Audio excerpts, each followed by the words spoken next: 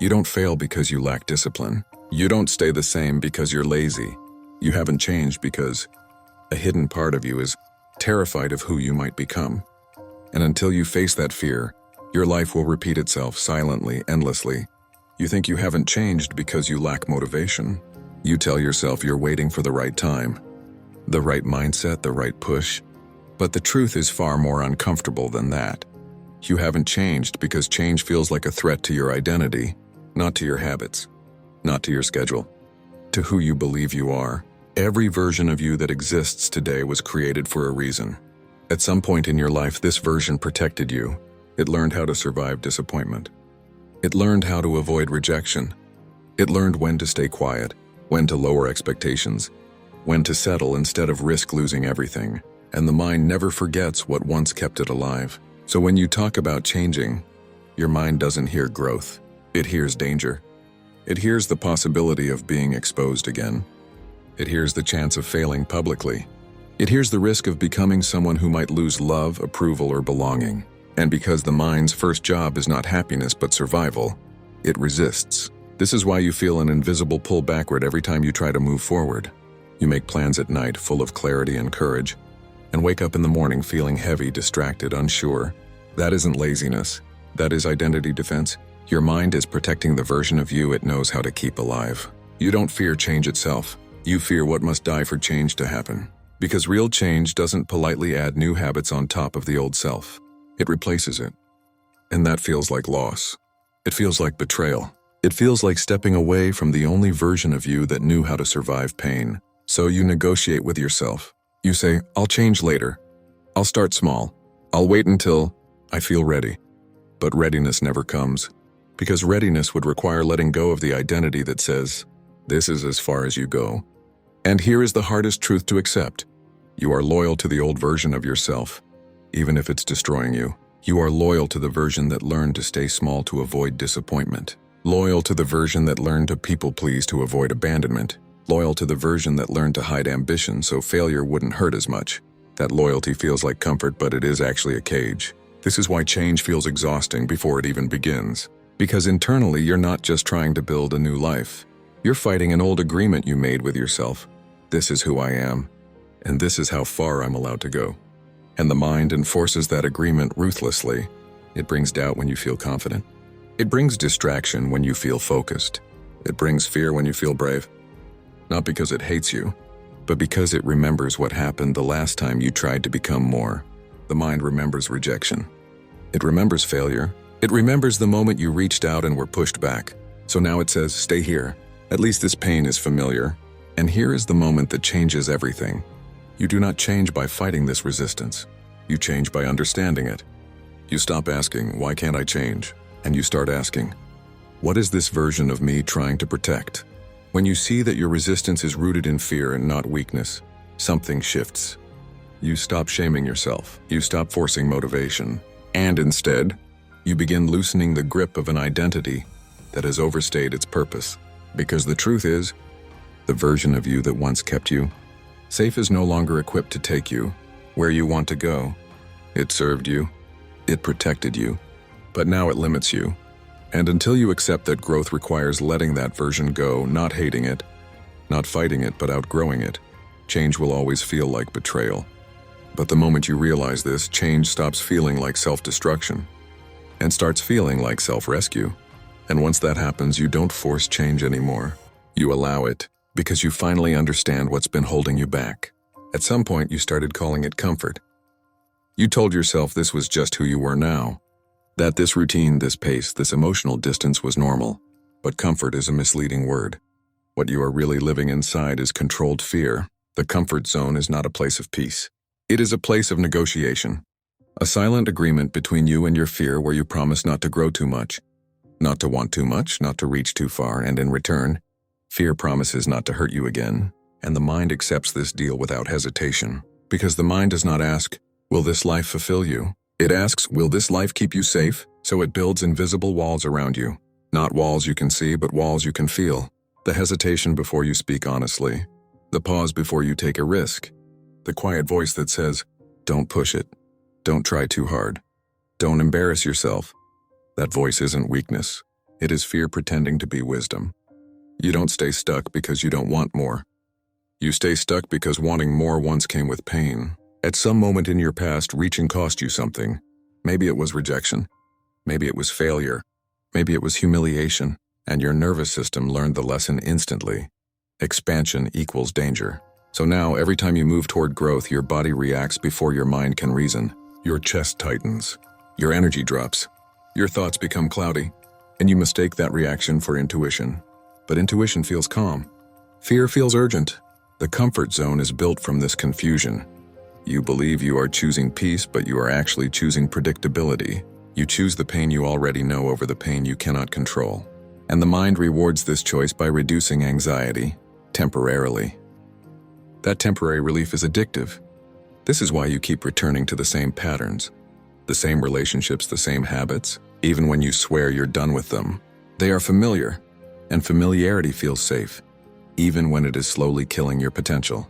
The most dangerous part is that the comfort zone disguises itself as logic. It gives you reasons that sound intelligent. This isn't the right time. I need to be more prepared. I'll do it when I'm more confident. But confidence does not come before action. Confidence is built by action. So you wait, and waiting becomes a lifestyle. Days pass, months pass, years pass, and one day you look back and realize you didn't consciously choose this life. You settled into it one compromise at a time. What keeps you trapped is not fear of failure. It is fear of visibility, fear of being seen trying, fear of being exposed as someone who wants more, because wanting more makes you vulnerable. It opens you to judgment, comparison, and loss. So the mind keeps you hidden. It keeps your dreams quiet. It keeps your ambition modest. It keeps your expectations low enough that disappointment won't destroy you. But there is a cost to this protection. The cost is stagnation. When you suppress your desire to grow, it doesn't disappear. It turns inward. It becomes restlessness, irritation, emptiness. A quiet anger you can't explain. You feel dissatisfied but don't know why. You feel bored but exhausted at the same time. That is the signal you keep ignoring, because the comfort zone is not meant to be comfortable forever. It is meant to be temporary, a shelter, not a home. And when you stay there too long, it becomes a prison. The moment that changes everything is when you realize this. Your fear is not trying to stop you. It is trying to control the conditions under which you grow. And growth does not negotiate. You don't escape the comfort zone by becoming fearless. You escape it by becoming honest. Honest about what this safety is costing you. Honest about how much of your life you are shrinking to avoid discomfort. Because the truth is, the pain you're avoiding doesn't disappear. It only transforms. It becomes regret. And regret is far heavier than fear. The comfort zone keeps you safe from embarrassment today, but it exposes you to self-betrayal tomorrow. And the longer you stay, the harder it becomes to leave. Not because the world outside is dangerous, but because you've convinced yourself you don't belong there anymore. But you do. And the moment you stop mistaking fear for wisdom, the walls start to crack. Not all at once, slowly, quietly, one decision at a time. And that is how change really begins. There is a part of you that you avoid looking at, not because it is evil, but because it is powerful. It carries your anger, your ambition, your hunger, your jealousy, your desire to dominate, to be seen, to matter. And because you were taught directly or silently that these parts were unacceptable, you buried them. You didn't destroy them. You hid them. And what you hide does not disappear. It waits. This is the part of you that makes decisions before you are aware of them. It chooses the wrong relationship, the wrong timing, the wrong escape. It sabotages progress the moment success gets close. And then it steps back, letting your conscious mind clean up the mess and wonder, why do I always do this? You call it self-sabotage, but it is not random. It is compensation. When a part of you is denied expression, it demands control in other ways. If you were taught not to be angry, anger becomes passive aggression. If you were taught not to want too much, desire becomes guilt. If you were taught not to be powerful, power turns into fear of responsibility. So this hidden part takes the wheel quietly. It influences your tone, your timing, your hesitation. It whispers thoughts that feel like your own. This won't work. You're not ready. You'll fail anyway. And because these thoughts rise from within, you believe them, but they are not truth. They are unintegrated energy. The reason this part feels dark is because it has been ignored. Anything ignored grows distorted. Like a child locked in a room, it doesn't become calm, it becomes desperate. And desperation expresses itself in destructive ways. This is why trying to stay positive never works long-term. Positivity suppresses. Suppression strengthens what it tries to silence. The more you try to be only good, only calm, only agreeable, the more chaotic your inner world becomes. The hidden part of you does not want to destroy your life. It wants recognition. It wants to be brought into awareness, named, understood, and directed. Because when power is unconscious, it controls you. When power is conscious, you control it. This is the moment most people turn away, because it is easier to blame circumstances than to confront what lives inside. It is easier to say life is unfair than to admit, I am afraid of my own strength. But the strongest people are not those without darkness. They are those who have met it, studied it, and integrated it. Integration does not mean acting on every impulse. It means understanding where it comes from. It means asking, what does this part of me need to express constructively instead of destructively? Because once this part is seen, something changes. The sabotage weakens. The resistance loses its grip. Your energy stops leaking into inner conflict and starts flowing toward creation. You stop fighting yourself. And when that happens, momentum feels natural. Confidence feels grounded. Decisions feel clear. Not because life becomes easy, but because you are no longer divided inside. This is the real work. Not fixing habits, not forcing discipline, but reclaiming the parts of yourself you were taught to fear. And the moment you do that, the mind stops working against you, because there is no longer a war inside. At some point, you became aware. You learned the language of growth. You started understanding patterns, trauma, habits, psychology. You could explain why you are the way you are, and for a while that understanding felt like progress. But then nothing changed. Your life stayed the same, your patterns repeated, and slowly insight became frustration, because knowing what's wrong didn't stop it from happening again. This is the trap almost no one talks about. Awareness feels powerful because it creates the illusion of movement. Your mind feels busy, active, engaged. You listen to talks, read books, analyze yourself late at night, and the brain rewards this activity with a sense of control. It feels like you're doing something meaningful. But awareness without action does not transform you. It sedates you. It turns growth into entertainment. You start confusing clarity with courage. You believe that because you understand your fear, you've already overcome it. But understanding fear does not dissolve it. Only moving through it does. The mind loves insight because insight keeps everything theoretical, safe, contained. You can think about change without risking it.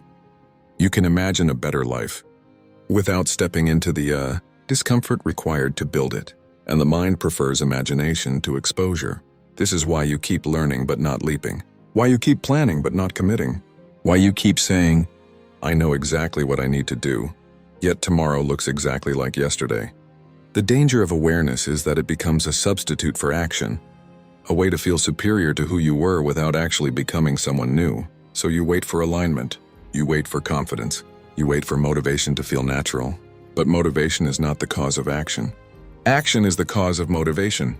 Every time you delay action until you feel ready, you strengthen the habit of hesitation. And hesitation slowly erodes self-trust.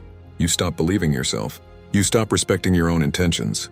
That loss of self-trust is subtle but devastating, because once you stop trusting yourself to act, your mind becomes your enemy. It stops listening to your promises. It treats your goals like fantasies. And eventually it stops presenting opportunities at all. This is why awareness must be uncomfortable to be useful. Real insight creates tension. It demands a response.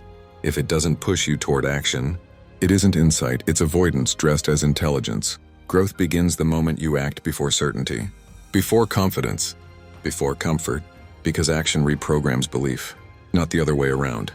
When you move despite fear, your mind updates its story about who you are. It stops seeing you as someone who thinks and starts seeing you as someone who does. And that shift is irreversible. You don't need more clarity. You need friction. You need to feel resistance and move anyway. To disappoint yourself a little, to fail imperfectly, to break the agreement that says, I act only when it feels safe. Because the life you want is built on actions that feel wrong at first. And the moment you stop using awareness as a hiding place, something changes. The mind stops arguing. The noise quiets. Because action leaves no room for internal debate. And that is when real change begins. One of the most dangerous lies your mind ever told you is this: Wait until you're sure. It sounds reasonable, responsible, intelligent, but it's the sentence that has quietly kept your life on pause. Certainty feels like safety, and the mind is addicted to safety. It would rather stay miserable in familiar territory than risk failure in the unknown. So it invents conditions, requirements, invisible checkpoints you must pass before you're ready. More confidence, more money, more time, more clarity. And while you're waiting, life keeps moving. The truth is brutal but freeing. Certainty never comes before action. It only comes after movement. Every person you admire stepped forward without guarantees. They acted while doubting, while afraid, while unsure of the outcome. But your mind doesn't want to hear that, because certainty removes responsibility. If you're not sure, you can't be blamed for not acting. If you wait long enough, failure never happens because nothing ever begins. And that's how fear disguises itself as patience. Uncertainty is not a sign to stop. It's the price of entry. Every transformation you want, confidence, strength, discipline, purpose, requires you to walk into situations where you don't know who you'll become on the other side. And that is exactly what the mind resists, because uncertainty threatens identity. If you act and fail, you must revise the story you tell yourself. If you act and succeed, you must carry more responsibility. Either way, the old version of you loses control, so the mind delays. It negotiates. It says just a little more preparation. But preparation without execution is just fear stretching time. This is why most people stay mentally busy and physically unchanged. They rehearse a future they never enter. But here's what no one tells you. The moment you move without certainty, something inside you stabilizes, not because the path becomes clear, but because you become stronger than the uncertainty. Action trains the nervous system. It teaches your body that fear is survivable, that discomfort does not mean danger. And once your system learns that, hesitation loses its power. Confidence is not a feeling. It's a memory of survived risk. Every time you step forward despite doubt, you build evidence. And evidence is what silences the inner critic, not logic, not affirmations. Your mind stops asking, what if? Because your body already knows, I'll handle it. This is why waiting feels heavy and acting feels light after the first step. So stop asking yourself if you're ready.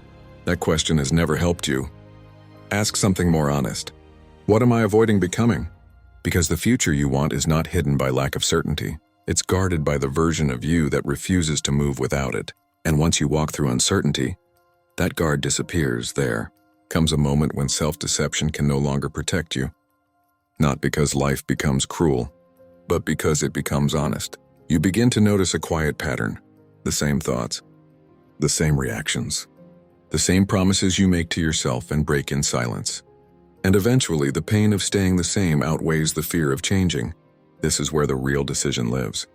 Not in motivation, not in inspiration, but in responsibility. Because at some point you realize something unsettling. No one is holding you back anymore, except the part of you that benefits from staying small, the part that knows how to survive without risk, the part that feels safe in limitation, the part that has learned how to explain failure instead of confronting it. And here is the hardest truth. That part of you is not evil. It was once necessary. It protected you when you didn't have strength. It kept you stable when you didn't have awareness. But now it has overstayed its purpose.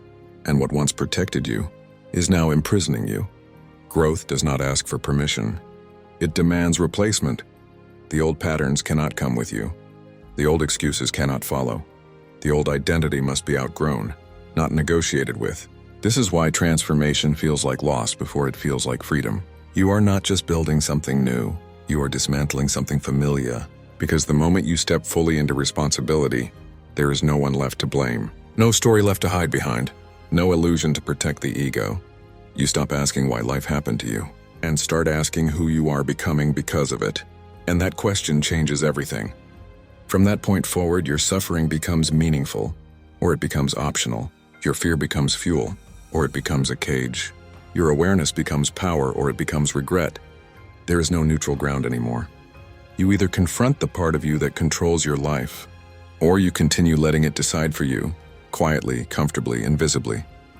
And one day you will look back and realize, the battle was never outside you. It was never against the world. It was never against circumstance. It was always between who you were and who you refused to become. And the moment you stop running from that confrontation, You stop losing.